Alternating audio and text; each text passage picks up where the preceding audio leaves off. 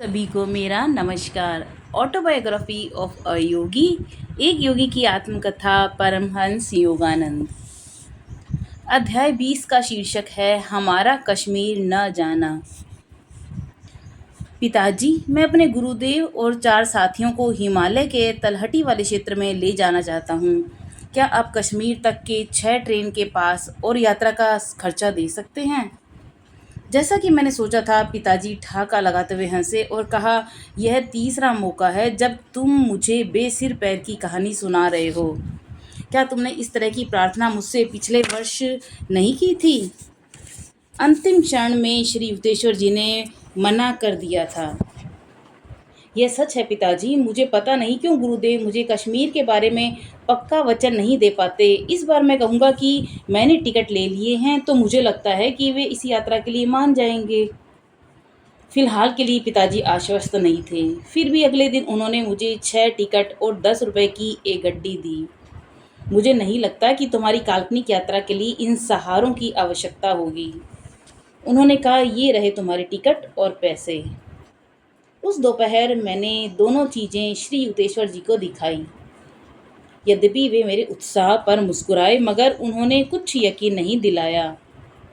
मैं जाना चाहता हूँ, हम देखेंगे। जब मैंने उनकी शिष्य कनई को साथ ले जाने के लिए पूछा तो उन्होंने कोई जवाब नहीं दिया। मैंने अपने 3 और दोस्तों को बुलाया था, राजेंद्र नाथ मिश्रा, ज्योति नौडी और एक अन्य लड़का। सोमवार का दिन जाने के लिए निश्चित हुआ था। शनिवार और इतवार को मैं कलकत्ता में रहा और वहाँ मेरे पारिवारिक घर में मेरे चचेरे भाई की शादी थी। मैं श्री रामपुर अपने सामान के साथ पहुँचा। सोमवार को राजेंद्र आश्रम में मिला। गुरुदेव बाहर हैं, टहल रहे हैं। उन्होंने जाने से मना कर दिया है। मैं बहुत दुखी हुआ, लेकिन मैंने जिद पकड़ ली। मैं अपने पिताजी को तीसरा मौका अपनी हंसी उड़ाने के लिए नहीं दे सकता था। हम सब चलते हैं। राजेंद्र तैयार हो गया। मैं कन्हई नौकर को ढूंढने गया। मुझे पता था वह गुरुदेव के बिना कहीं नहीं जाएगा। हमारा सामान देखने के लिए हमें किसी की ज़रूरत थी। मैंने बिहारी के बारे में सोचा, जो पहले मेरे पारिवारिक घर के काम करता था और जिसे अब श्री रामपुर के स्कूल मास्टर ने रखा हुआ था। जब मैं तेजी से जा रहा था तो श्री रामपुर कोर्ट रूम के पास क्रिश्चियन चर्च में मुझे गुरुदेव मिले। तुम कहाँ जा रहे हो? श्री युक्तेश्वर जी ने गंभीर स्वर में पूछा। महाशय, मैंने सुना है कि आप और कन्हई उस यात्रा में नहीं जा रहे जिसकी योजना हम बना रहे थे। मैं बिहारी को ढूंढ रहा हूँ। आपको याद होगा कि पिछली बार कश्मीर जाने के लिए वह कितना उत्सुक था। यहाँ तक कि उसने बिना पैसे के अपनी सेवा देने का प्रस्ताव दिया था। मुझे याद है, फिर भी मुझे नहीं लगता कि बिहारी जाने के लिए तैयार होगा। मैं परेशान हो गया। वह उत्सुकता से इस मौके का इंतजार कर रहा है। मेरे गुरुदेव चुपचाप टहलने लगे। मैं शीघ्र ही स्कूल मास्टर के घर गया। बिहारी बरामदे में था। उसने बहुत आत्मीयता के साथ मेरा स्वागत किया। जैसे ही मैंने कश्मीर का नाम लिया, उसकी आत्मीयता कहीं गायब हो गई। उसने खेद प्रकट किया और अपने माली के घर चला गया। मैं बाहर आधे घंटे तक उसका इंतजार करता रहा, अपने को सांत्वना देते हुए कि शायद वह यात्रा पर जाने की तैयारी कर रहा हो। फिर मैंने दरवाज़ा खटखटाया। बिहारी पीछे के दरवाजे से आधा घंटा पहले कहीं चला गया, एक आदमी ने मुझे बताया। उसके होठों पर हल्की सी मुस्कान थी। मैं दुखी मन से ये सोचता हुआ वापस आया कि क्या मेरे आमंत्रण में जोर जबरदस्ती का पुट था या गुरुदेव के प्रभाव काम कर रहे हैं। क्रिश्चियन चर्च से होते हुए मैंने अपने गुरु को देखा, जो मेरी ओर आ रहे थे। बिना कुछ सुने उन्होंने आश्चर्य से कहा, तो बिहारी नहीं जा रहा, अब तुम्हारी क्या योजना है? मैंने स्वयं को एक जिद्दी बच्चे की तरह महसूस किया, जिसने अपने पिता के आदेश पर उनका विरोध करने की ठान ली हो। गुरुजी, मैं अपने चाचा को अपने नौकर लालधारी को देने के लिए कहूँगा। देखो, तुम्हारा चाचा ऐसा कर पाए। श्री गुतेश्वर जी ने हंसते हुए कहा, लेकिन मुझे नहीं लगता कि तुम इस यात्रा का मजा ले पाओगे। समझने के बावजूद मैं जिद में अपने गुरु को छोड़कर श्री रामपुर कोर्ट हाउस अपने चाचा शारदा घोष के यहाँ गया, जो कि एक सरकारी वकील हैं। उन्होंने बहुत स्नेह के साथ मेरा स्वागत किया। मैं अपने कुछ दोस्तों के साथ कश्मीर जा रहा हूँ, मैंने उन्हें कहा। वर्षों से हिमालय जाने की उत्सुक रहा हूँ। मुकुंद, मुझे इसकी प्रसन्नता है। क्या मैं तुम्हारे लिए कुछ कर सकता हूँ जिससे तुम्हारी यात्रा आरामदायक रहे? इन शब्दों में मुझ में उत्साह जगा दिया। प्रिय चाचा जी, क्या आप अपने नौकर लालधारी को मेरे साथ भेज सकते हैं? मेरे इस सरल अनुरोध से मानो भूचाल आ गया। चाचा जी इतनी तेजी से उछले कि उनकी कुर्सी उलट गई। मेज के ऊपर रखे कागज एक तरफ फैल गए। लंबे बांस से बना उनका पाइप और लड़खड़ाती आवाज के साथ हुक्का फर्श पर जा गिरा।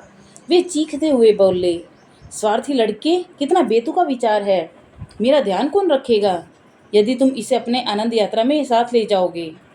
मुझे ताज्जुब हुआ कि इतने सरल स्वभाव वाले मेरे चाचा जी के रवैये में अचानक इतना परिवर्तन कैसे आ गया। आज के दिन की इतनी अनहोनियों में एक और गूढ़ रहस्य है। मैंने अपने आश्चर्य को किसी तरह छुपाया। कोर्ट हाउस से बाहर निकलते हुए मेरी चाल में शालीनता की जगह बदतमीजी थी। मैं अपने आश्रम वापस आ गया, जहाँ मेरे दोस्त आस लगाए बैठे थे। मेरे मन में ये विश्वास बैठ रहा था कि गुरुदेव इस रवैये के पीछे जरूर कोई खास उद्देश्य है। अपनी गुरु की इच्छा को मैं नकारना चाहता हूँ। इस विचार ने मुझे पश्चाताप और ग्लानि से भर दिया। मुकुंद, क्या तुम थोड़ी देर मेरे पास रहना पसंद नहीं करोगे? श्री युक्तेश्वर जी ने कहा। राजेंद्र और अन्य आगे जा सकते हैं और कलकत्ता में तुम्हारा इंतजार कर सकते हैं। कलकत्ता से कश्मीर जाने वाली शाम की ट्रेन में अभी बहुत समय है। गुरुदेव, मैं आपके बिना नहीं जाना चाहता, मैंने दुखी मन से कहा। मेरे दोस्तों ने मेरी बात पर ध्यान नहीं दिया। उन्होंने एक घोड़ा गाड़ी मंगवाई और पूरे सामान के साथ चले गए। कन्हई और मैं गुरु के चरणों में शांति से बैठे रहे। आधे घंटे की पूर्ण शांति के बाद गुरुदेव उठे और दूसरी मंजिल के खाने वाले बरामदे में गए। कन्हई, कृपा करके मुकुंद को खाना बना दो, इसकी ट्रेन शीघ्र ही छूटने वाली है। अपने कंबल के बिछोने से मैं खड़ा हुआ, अचानक ही भयंकर मिचली के साथ मेरे पेट में तीखे मरोड़ उठने लगे। पेट में दर्द इतना तीखा था जैसे मुझे किसी ने भयंकर नर्क में फेंक दिया हो। अपने गुरु की ओर जाते हुए मैं उनके आगे गिर पड़ा। मेरे अंदर एशियाटिक कालरा के सभी लक्षण प्रकट हो गए थे। श्री युक्तेश्वर जी और कन्हई मुझे बैठक में ले गए। दर्द की तीव्र पीड़ा से तड़पते हुए मैं रोया, गुरुदेव, अपना जीवन मैं आपको सौंपता हूँ, क्योंकि मुझे लगा कि जीवन मेरे शरीर से बहुत तेजी से निकले जा रहा है। श्री युक्तेश्वर जी ने मेरा सिर अपनी गोद में रखा, मेरे माथे को बहुत सहजता से सहलाते हुए बोले, अब तुम्हें पता चला कि क्या होता है अगर तुम स्टेशन पर अपने दोस्तों के साथ होते। उन्होंने कहा, मुझे तुम्हारी इस तरह से देखभाल करनी पड़ी क्योंकि तुमने अपनी यात्रा के लिए मेरे विचार पर संदेह किया। मैं आखिर सब समझ गया। सिद्ध पुरुष कभी कभी ही शायद अपनी शक्तियों को खुलकर दिखाना पसंद करते हैं। एक आम देखने वाले को पूरे दिन होने वाली घटनाएं सामान्य लगती हैं। मेरे गुरु का हस्तक्षेप इतना सूक्ष्म था कि किसी को उस पर संदेह नहीं होता। उन्होंने अपनी इच्छा शक्ति को बिहारी और शारदा चाचक जी के माध्यम से क्रियान्वित किया। वह इस तरीके से कि मेरे अलावा सभी को वह स्थिति एकदम सामान्य लगे। श्री युक्तेश्वर जी कभी भी अपने सामाजिक दायित्वों को निभाने में चूकते नहीं थे। उन्होंने कन्हई को डॉक्टर को लाने के लिए और मेरे चाचा जी को सूचित करने के लिए कहा। गुरुदेव, मैंने विरोध करते हुए कहा, आप ही मुझे ठीक कर सकते हैं, मेरी स्थिति डॉक्टरों के हाथ से निकल चुकी है। मेरे बच्चे, दिव्य दवा तुम्हारी रक्षा कर रही है।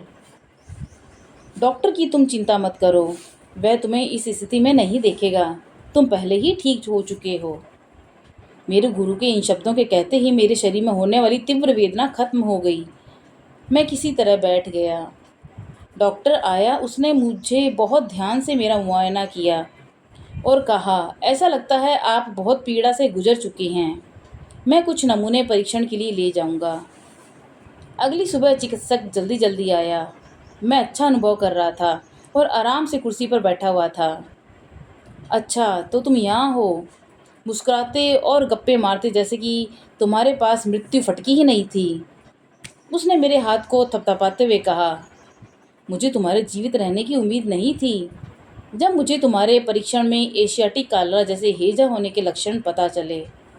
तुम भाग्यशाली हो नौजवान, तुम्हारे पास ऐसे गुरु हैं जिनके पास दिव्य उपचार शक्ति है। मुझे इस बात का पूरा विश्वास है। मैं उनसे पूरी तरह से सहमत था। जब डॉक्टर वापस जाने की तैयारी कर रहा था, राजेंद्र और ऑडी दरवाजे पर पहुंचे। उनके एक चेहरे पर क्रोध की जगह अब सहानुभूति ने ले ली थी। जब उन्होंने डॉक्टर को देखा, फिर मुझ पर अपनी भड़ास निकाली। हम बहुत नाराज थे। जब तुम कलकत्ता स्टेशन पर नहीं पहुँचे जैसा कि पहले से तय किया गया था? क्या तुम बीमार थे? जब मेरे दोस्तों ने अपना सामान वहीं रखा, क्यों जहाँ उन्होंने कल रखा था, तब मैं अपनी हंसी नहीं रोक पाया और एक कहावत को कहने लगा, एक जहाज था जो स्पेन गया, लौटा तो वहीं पहुंचा जहाँ से चला था। गुरुदेव ने कमरे में प्रवेश किया। मैंने अपना स्वास्थ्य लाभ करने वाले मरीज की तरह उनका हाथ पकड़ लिया और उनके हाथ को प्यार से पकड़े रखा। गुरुदेव, मैंने कहा, 12 वर्ष की उम्र से मैंने हिमालय जाने की कितनी ही असफल यात्राएं की हैं। अब मुझे यकीन हो गया है कि पार्वती देवी मुझे आपके आशीर्वाद के बिना अपने पास नहीं आने देगी। तो ये था आज का अध्याय।